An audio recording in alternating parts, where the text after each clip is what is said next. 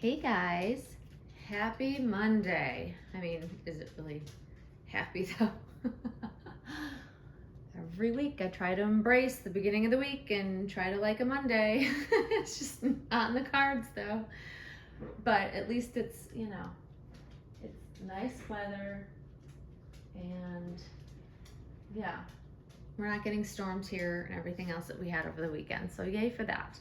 So I wanted to pop on because something that people, whether it's friends we chat about or they're collectors or people have asked me, and so I thought I would chat about it, and that would be, if you spend more money, are you guaranteed to get a better doll? So does the price reflect the quality? And that's a huge question that many collectors ask, and I don't know if all collectors that have, experienced a lot will be truthfully honest. And I actually am happy to be very brutally honest with my experiences of, spending more money on dolls over the years. And that could be spending more money on reborns, vinyl reborns, or spending top dollar for, much sought after silicone dolls. And the same can be said for both, in my opinion. I do not believe that the more you spend equates to better quality. That's my quick, short answer. There's more to that than that. I have spent top dollar for both vinyl reborns as well as full body silicone dolls over the years. And every time I spent more money in top dollar, I was almost always disappointed. And isn't that the sad case? Because ultimately, I'm not going to share how much I have spent on some, but I can tell you that, for a silicone doll, well over $10,000 for particular artists' dolls and artists' work. And when I spent those larger amounts of money, I was convinced that, based on the pictures and video of those particular dolls, they'd have to be the best. They looked like they were the best, and what I could see from them, it was, they looked so realistic, they looked so perfect. But in reality, when the doll got home, the realism wasn't nearly as good as what I had expected it to be for that price. And it wasn't even comparable to other dolls I'd had at lesser prices. And that's not to say that that's always the case either. I'm sure that it really depends on what you're looking for, what you're seeking out. I mean, if you're looking for very pretty, perfect looking dolls, you're going to lean towards certain artists. And if you want super realistic dolls that tend to have a hyper realism character in their face, the way that they're sculpted, you're going to lean towards a completely different type of artist. And it's all relative to what you're looking for. So this is just based on my own experience, and I can tell you safely, for sure, hands down, I do not prefer pretty, perfect, picture-like looking dolls. I look for ultra realism. I always have, I always will. It's what I'm drawn to. I also look for facial expressions that are very unique, because and my friend Michelle and I were talking about this weekend. Newborns, at least my newborns, as beautiful and as perfect as they were as my newborns, my real children, newborns are not born perfect. I don't think there's any brand new, just born newborn baby that doesn't look a little rough around the edges, look a little rough for the wear, or birthing is tough work. They kind of go through the birthing process. We all know how they get here, but it's hard on them. And a lot of them come out looking puffy, swollen, ill-shapen heads, bruised, you name it, cone head. Bless his heart, my nephew, who is now a full-on adult, he had a cone head for several days. They just kept a hat on his head. But even the most you know, even C-section babies, they puff up, they just, you know, it takes a while for their circulation to kick in and their coloring to be right. They get baby acne, you name it. Babies, when they're born, are not picture perfect. And that's what we love about them. And that's what I seek out. I seek out the ultra realism of what my experience was with my newborns. And for me, they kind of, you know, I've had people comment like, they look like little old men. It's true. And with Monroe's furrowed brow, people have said she looks like an old man. Yep, she does, and that's okay because that's what's endearing about her. It's also what, you know, makes her look like she's worried at times at different angles, or it's just super expressive. It's just what draws me. And I find it funny because I think as collectors we're, I don't know, conditioned to think that if we spend more money, we're getting better quality dolls. And that's just not always the case. And so, you know, beauty's in the eye of the beholder, right? Each of us collectors has something we're seeking out, something that attracts us to certain dolls. And whether it's, you know, a couple $100s that you're spending on a doll, or if it's $10,000 you're spending on a doll, as long as you love the doll in the end and you think you're getting your money's worth, that's really all that matters. Because the amount is just, well, it's all relative, you know, me spending, you know, $5,000 on a doll might be the equivalent of how expensive it is for someone to spend $500 on a doll in another household.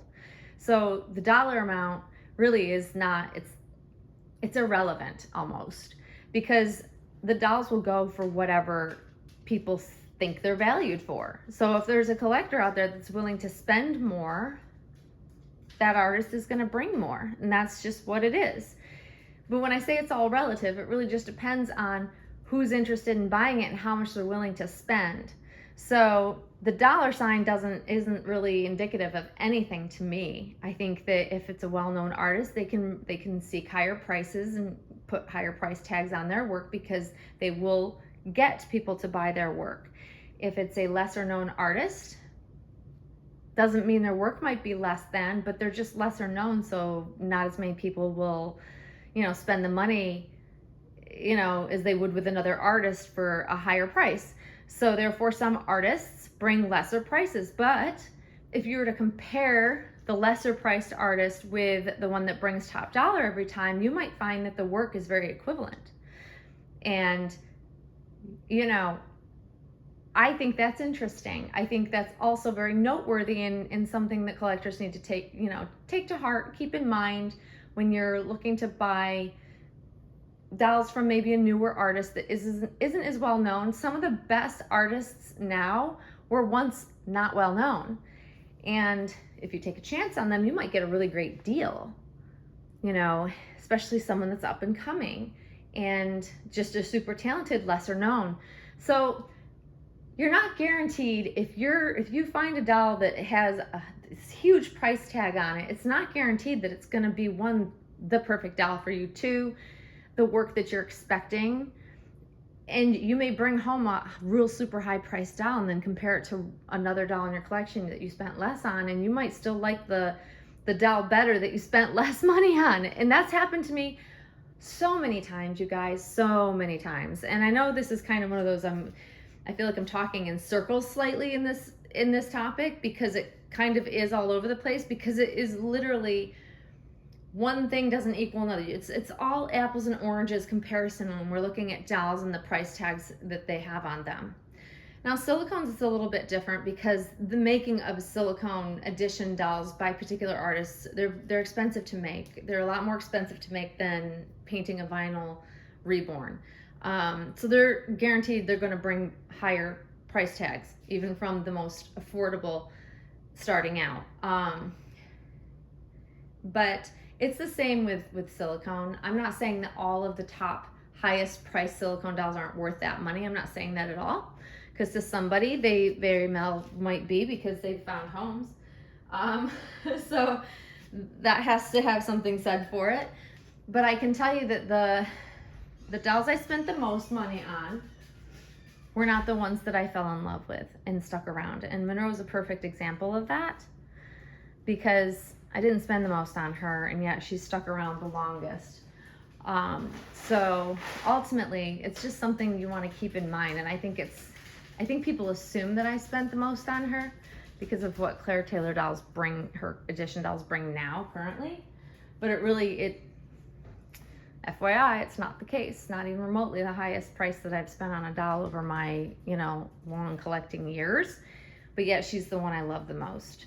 I think she's worth far more than what I paid for her, especially now with the demand of the artist's work. So I count my blessings, and I find myself very lucky and fortunate to have been able to find such a special doll that I love so much that I didn't have to spend top dollar on. And I apologize because that's my partner's dog, who cries like crazy when he comes in and then leaves again.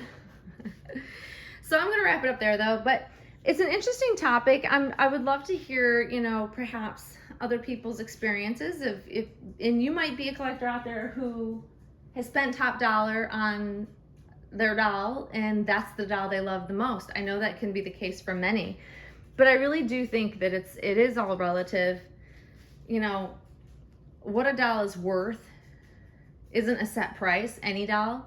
It's, a doll's value is what someone is willing to spend for it. And the same doll can bring different values depending on the time that you're evaluating it, and for what's popular in comparison out there. So it's just, I feel like doll prices are always a moving target and always will be. It's like any other fine collectible. The prices vary constantly. They're ever changing, and it's all based on who wants what's popular, who's the popular artist at that moment, who's getting the most attention. It really is just so many moving pieces that contribute to what prices of dolls go for. That's really the bottom line. There's never going to be like a set way to know what a doll's valued at. It's going to depend on a various number of things to consider at the time you're selling, which is also why I hate selling.